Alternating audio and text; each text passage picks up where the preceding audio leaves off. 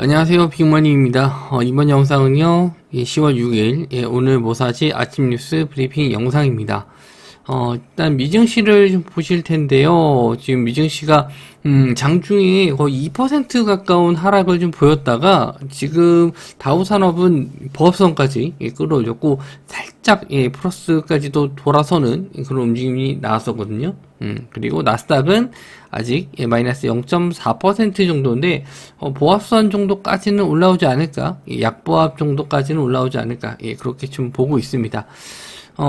일단 저도 좀 생각보다 저녁 시간대는 좀 암울했는데 그래도 이 정도 시세면 우리나라 시장도 그래도 좀 나쁘지는 않을 것 같아요.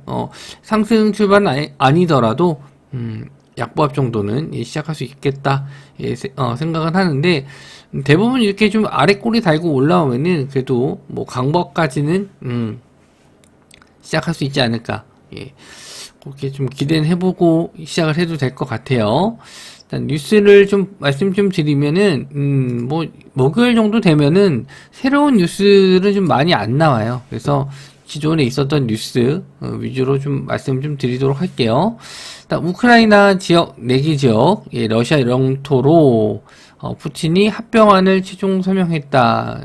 물론 이제 미국하고 우크라이나 쪽은 인정하진 않고 있는데, 여기서 이제 중요한 거는 우크라이나 국경 근처 핵실험 또는 핵무기 사용 징후가 있다. 요게 이제 계속 기사화되면서 핵무기 관련주, 핵무기 이제 피해에 따른 뭐 관련주겠죠. 요게 좀 올라왔고 또 시장 불안하니까 또 식량 테마 쪽이 좀 올라오는 모습을 좀 보여줬습니다. 그래서 식량 쪽에서는 미래생명자원, 대주산업, 우진비엔지, 샘표 한일사료, 사주동아원 한탑, 식량, 사료, 곡물 다 묶어서 올려드렸고요. 방사능 관련주 쪽은 현대약품, 유나이티드 제약, 그리고 대정화금 종목이 좀 많아요. 그래서 빠르게 좀 보고 넘어갈게요. 유나이티드 제약, 그리고 MSC는 전일 좀 상승폭이 좀 있었던 종목이고, 한컴 라이프케어는 이제 방독면 관련주, 그리고 대정화금, 현대약품, 대화제약 이렇게 있는데, 대화제약이 좀 거래 대금이 많이 나온 종목이에요. 그래서 시간 외로 좀 밀렸는데 요거 관련주들이 좀 중구난방으로 움직여가지고, 저는 거래 대금으로 봤었을 때는 일단 대화제약, 그리고 대정화금, 그리고 한컴 라이프케어 이렇게 좀 있는데, 거래 대금으로는 한컴 라이프케어도 다시 한번 상승은 나올 수 있겠다 좀 보는데, 글쎄요, 이쪽 테마가 일단 뭐 좋은 테마는 아니라서 일단 지수가 만약에 빠지면은 좀 상승하지 않을까 예상은 했는데, 지금 나스닥 지수가 좀 반등을 하고 있어가지고 이게 좀 잘 먹힐지 모르겠네요. 일단 시간 외로는 올라간 게 현대약품이라서 요건 좀 반등이 나올 수 있겠다, 이렇게 좀 보고 있고요. 식량 쪽에서는 미래생명자원 좀 바닥권에서 일단 거래 대금 별로 없는데 시간 외로는 상한가 들어갔어요. 그리고 대주산업, 일단 400억 정도면 뭐 그렇게 적은 건 아닌데 시간 내에 한 9%. 제가 이제 조금 좋게 봤었던 한일사료 같은 경우에는 거래대금 1000억 넘게 터졌죠. 근데 이제 시간 내로 4% 정도. 그래서 시간 외 상으로는 미래생명자원, 그리고 대주산업, 한일사료 이렇게 좀 저는 좀 두고 보고 있고요. 그리고 우진비엔지, 이거 뭐 거의 거래량이 없는데요. 거래 대금이 없고, 샘표 680억, 샘표도 괜찮은 정도는 되네요.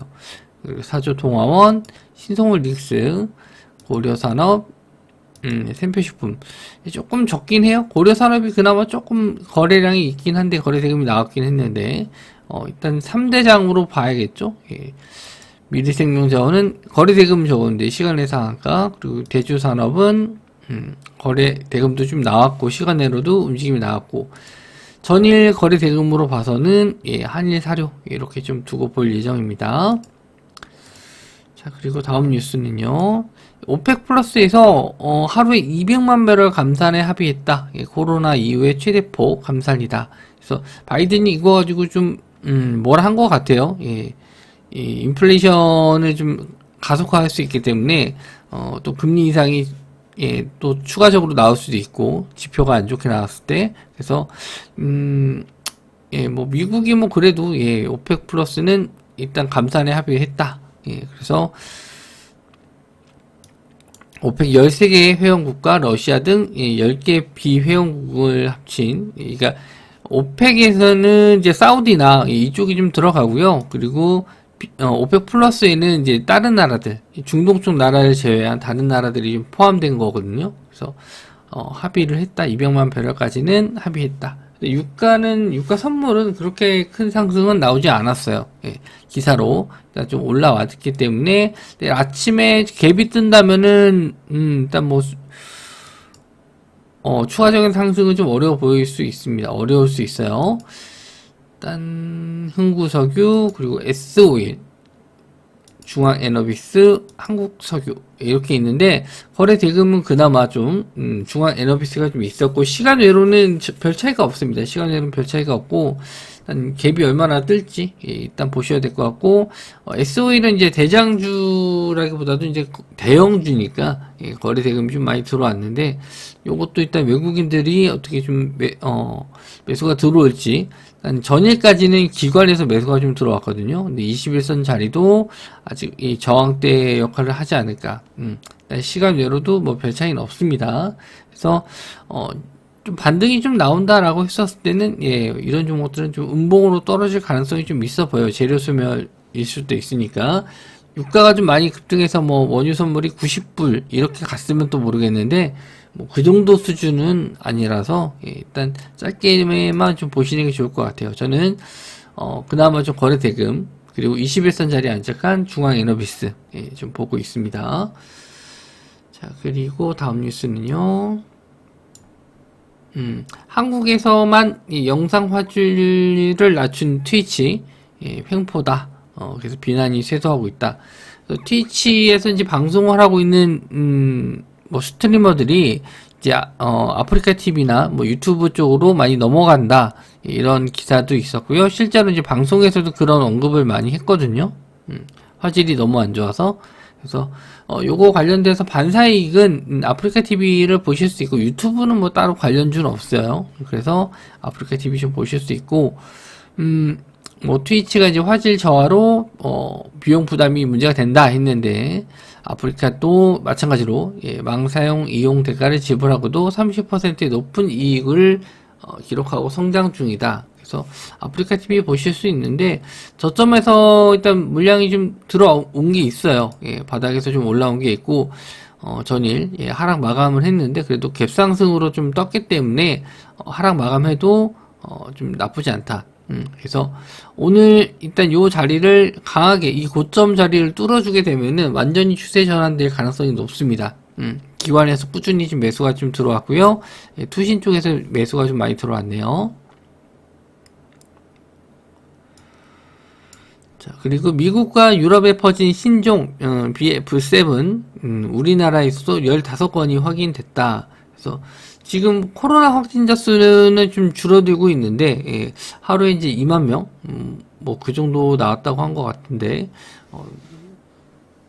지금은 그렇게 뭐 치명적인 뭐 상황은 아닌 것 같아요. 그래서 일단 요게 이제 관련주가 움직일지 모르겠는데 그나마 치료제 관련주 쪽에서는 최근에 일동제약 시오노기에서 일단 임상 3상에 대한 좀 긍정적인 효과가 나왔다 이런 기사로 좀 올랐거든요. 그래서 치료제 관련주 쪽은 현재로서는 일동제약 쪽, 일동제약, 일동홀릭스 좀 보실 수 있을 것 같아요. 시간 내로도 뭐 별 차이는 없고요. 주가도 지금 21선 자리를 못 넘고 있는데 뭐 이게 이제 임상 3상 후에 뭐 판매가 된다 뭐 이러면은 이제 그때는 반응이 좀 나올 수 있겠죠.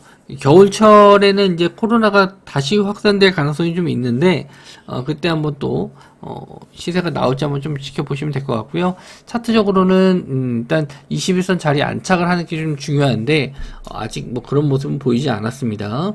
그래서 지금 기사화가 돼서 거래 대금이 좀 많이 터지면 좀 모르겠는데 그때 한번 임상 3상 얘기가 나오면서 긍정적인 뭐 결과를 얻었다 해서 그때 한번 시세가 좀 나왔었는데 그 이후로는 가격적으로 크게 밀리진 않았어요. 시장 대비해서 크게 밀리진 않았는데 이게 반등을 좀 못하고 있거든요. 그래서 조금 반등하려면 시간이 좀 필요하지 않나 그렇게 좀 보고 있습니다. 예, 저는 이제 일동제약보다는 일동홀딩스 시총이 좀 낮기 때문에 일동홀딩스 쪽이 예, 좀 더 낫다 이렇게 좀 봅니다. 자, 뉴스는 뭐 어느 정도 말씀 좀 드렸고요. 일단 지수가 반등을 좀 못할 거라고 생각을 해서 요거까지는 준비를 했어요.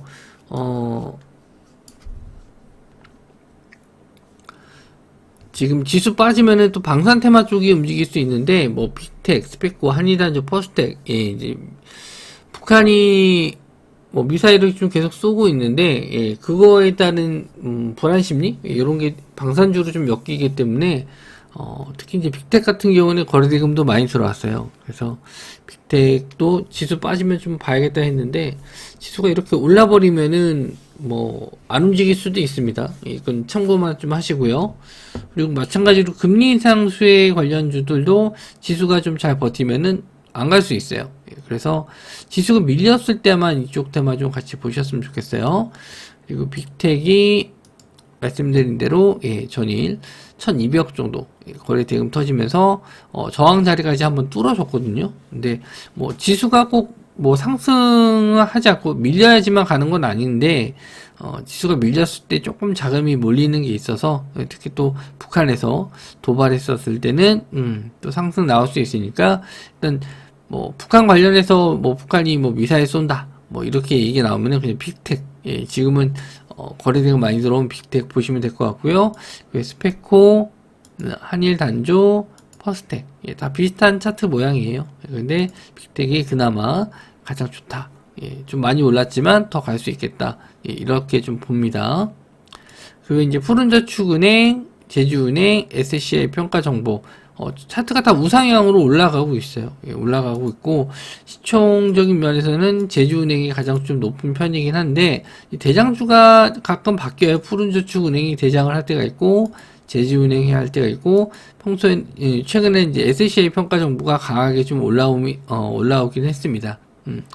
거래 대금도 어느 정도 좀 나왔고요. 그래서 지수 빠지면 이쪽 테마들 예, 같이 한번 좀 보시면 좋을 것 같고 일단 뭐 시장이 뭐 미국 시장이 좀 상승으로 마감을 해서 우리나라 시장도 마찬가지로 뭐 갭이 좀 뜨게 되면은 일단 음봉 전환 되는지 좀 시초가 부근에 수급을 좀 확인하시는 게 좋아요. 어디 주체가 좀 매수가 들어오는지 누가 끌어올리는지 그런 걸 좀 판단하시고 매매하셨으면 좋겠습니다.